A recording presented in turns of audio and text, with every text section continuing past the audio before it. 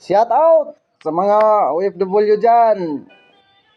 Alam nyo, may nasagap akong istorya.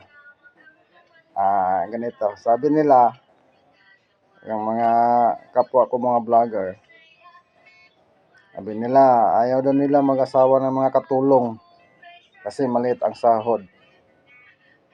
Ayaw nila lang ganun. Gusto nila yung nasa opisina, bank manager, teacher, bank teller. Ayun ang gusto nila. Pero para sa akin, nagkakamali kayo. Sa totoo lang, yung katulong ang gusto ko. Kaya shout out sa mga katulong dyan. Mga katulong sa ibang bansa, mga katulong dito sa Pilipinas. Kung nagustuhan nyo itong video ko ngayon, comment lang kayo.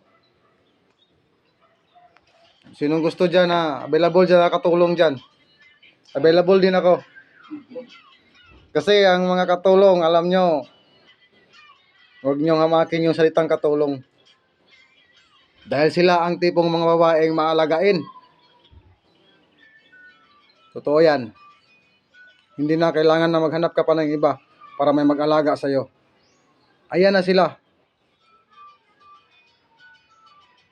Pupunta ba yan ng ibang bansa kung hindi sila matulungin? Di ba? Totoo yan. Hindi yan sila kukunin ng mga mayayaman kung hindi sila matulungin. Dahil kinukuha sila ng mayayaman dahil tumutulong sila. Oo nga, sinuswelduhan sila. Siyempre naman, para ipakain sa pamilya nila. Pero hindi nyo alam, hindi makilala ang mga mayayaman kapag walang mahihirap. Paano na lang kung lahat tayo mayaman? Siguro, kung ako naging mayaman, lahat tayo mayaman, siguro yung mayaman ngayon, mas mahirap pa yan sa amin. Totoo yan. Kaya yung katulong na yan, alagaan nyo. Mamahalin ko pa yan habang buhay. Sino gusto dyan? PM lang. Sa mukhang to, tatanggapin ko kayo ng buong buo. Thank you.